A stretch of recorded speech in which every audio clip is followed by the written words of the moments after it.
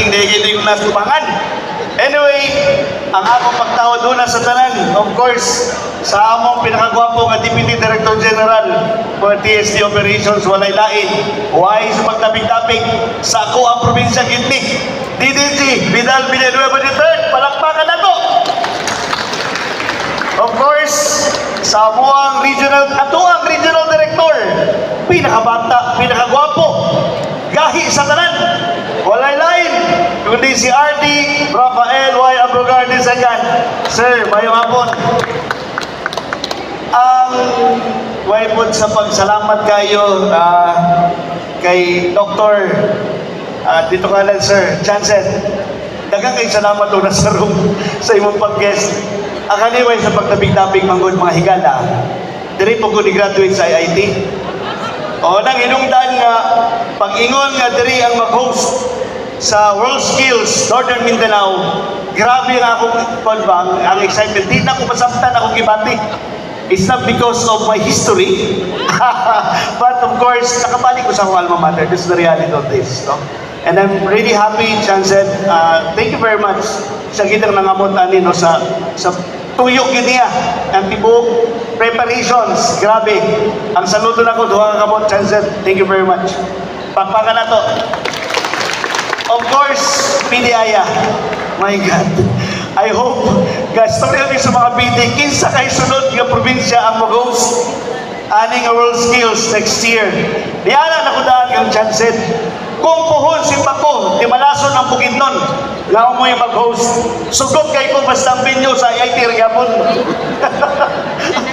Okay naman daw si Chancet. Anyway, ato na tanawon that we still have 1 year pa naman to prepare for this, no? Ambot usaw na mo pag-build diyan ni Piliaya, no? But we're very happy for this.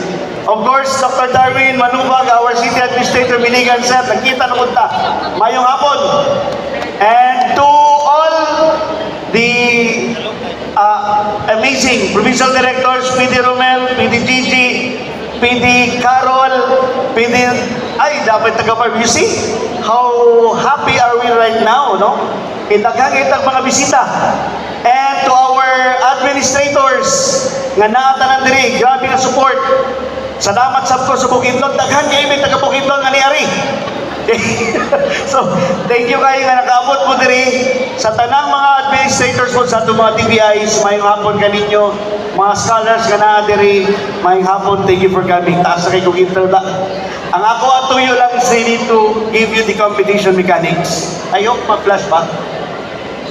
O dili na, basahon na ako. Mau ba? Okay. Anyway, just to give an overview of our, what's the purpose of this? Nakitay pa na no, natay balaod ng isunod.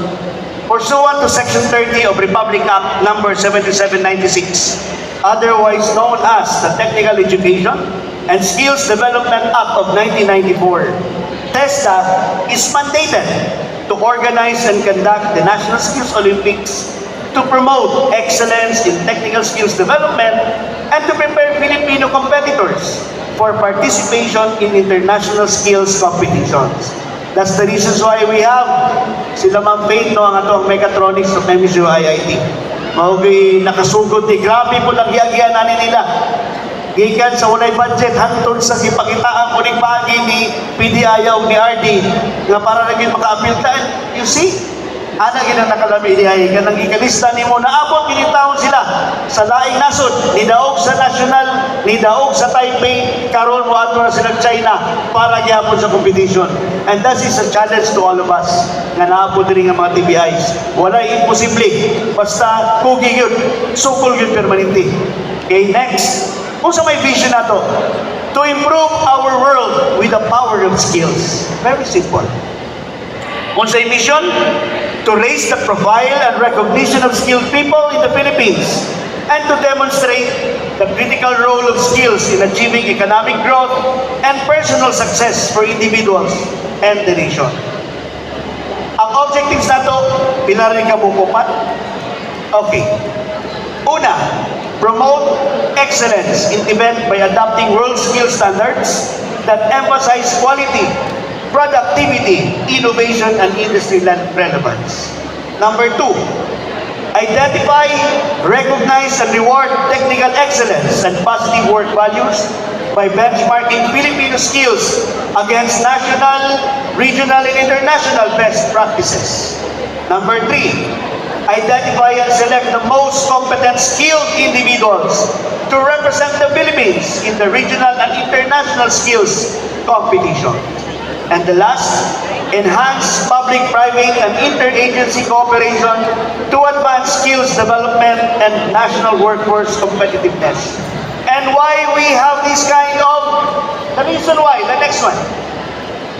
The reason why we're all here, because we need, bago tayo makaato sa National Skills Olympics, we need to conduct our regional skills competition, which ginatawag na nato karong World Skills Northern Mindanao 2026. Okay? So that is our goal. For the participating institutions, we have 18 participating institutions. Mostly, if not all, are from TESDA training institutions, but of course, we have private institutions also. Of course, namuna niya ang Mindanao State University, Iligan Institute of Technology, followed by SCAPWorks. We have RTC Iligan. We have Lanao Norte National Agro-Industrial School, PTC Lanao del Norte, Salvador Trade School, Immaculate Conception School of Technology Incorporated, Oroquieta Agro-Industrial School, Our Lady of Triumph Institute of Technology Incorporated, Dear and Jude Academy School of Technology Incorporated, Provincial Training Center Misamis Occidental, Regional Training Center Taguluan, Cagayan de Oro Buku School of Arts and Trades or COPSAT, Camiguin School of Arts and Trades, Provincial Training Bukidnon or Valencia, Provincial Training Center Camiguin, and St. Cayetan Institute of Technology. Palakpakan na to ang 18 participating institutions. And we have 16 specialized skill areas, and these are as follows: graphic design technology, electronics, graphic welding, automobile technology, unmanned aerial systems, bakery, cooking, restaurant service, patisserie and confectionery, carpentry, electrical installations, refrigeration and air conditioning, wall and floor tiling, artificial intelligence, mechanical engineering CAD, and IT network systems administration. We only have 2 days for the competition duration. That will commence on June 15. That will be tomorrow. We have from 8 up to 6 in the evening. 10 hours na kaya nga naman, supposedly tulungan inikan daw. Di na makaya sa budget. Okay? But sana makaya na natin ito sa sunod RD. Dapat masama na natin sa sa tuwang budget. Pangayot ang dilinsibitan pa si Muhatang na makina. Pagkatakong iktabang na kubukit doon mag yun. Di man na niyabayaan siguro. O bisang asa ng probinsya. Okay, so that will be 2 days, June 15 and June 16. Sa tanang na natin, we are inviting you to witness or observe kung ginaunsa yun ang competition. Kaya ang uban magod ang tilaw, kahuna-una ng TESDA, ang techbook naman na, vocational naman ang mga training. It's not. We have this kind of training nga ato nang ginakompete sa laing nason. So it's really globally competitive na klase nga panrabaho. Kana ang mga skills, maoy pangailangan nga kailangan immediate nga pangailangan sa atong mga industries. And we have how many competitors and experts? Next please. We have 41 competitors for the different 16 specialized skills areas. We have 45 competition experts and 16 chief experts. Now, you will be asking, kuha na ginagawa, next slide. Giun sa mani pag-judge, simple na kayo, non-compatriot. In other words, judging system where experts or assessors do not evaluate their own competitors from their province or institution or delegation to ensure impartiality, fairness, and objectivity in the competition. In other words, ang expert or ang coach sa competitor dili niya pwedeng i-judge o i-rate ang iyang competitor. Ang lain ang mag-judge ana. karon kung iyang binuangan ang pag-judge sa laing kay para mudaog ang iyang competitor, mahangkok na siya sa system. Okay? At isa pa, nagsabot ng mga experts ana. And the chief expert will be responsible in determining whether there is really impartiality in the conduct of the said competition. Ang awards na mention na ni RD Ganihang, we have gold medal to receive a cash prize and certificate. I don't know, RD, kung automatic ba nga na siya na national certificate for this. Hindi pa ba nato na? I think, di pa. Okay. We have also silver medal, cash prize and certificate, as well as bronze medal, a cash prize and certificate also. And for everyone, the next slide, that will be the last, this one. Please, pakiscan ninyo ang QR, agad mahibawan ninyo kung asa dapit. Okay? Ang location atong mga na-mention ako ang mga 16 specialized skills areas, basiganahan mo, asa mo magtuyok-tuyok, naaratanan diri sa MSU IIT. Dili na mo magawa sa university. Just look at the building kung asa dapit.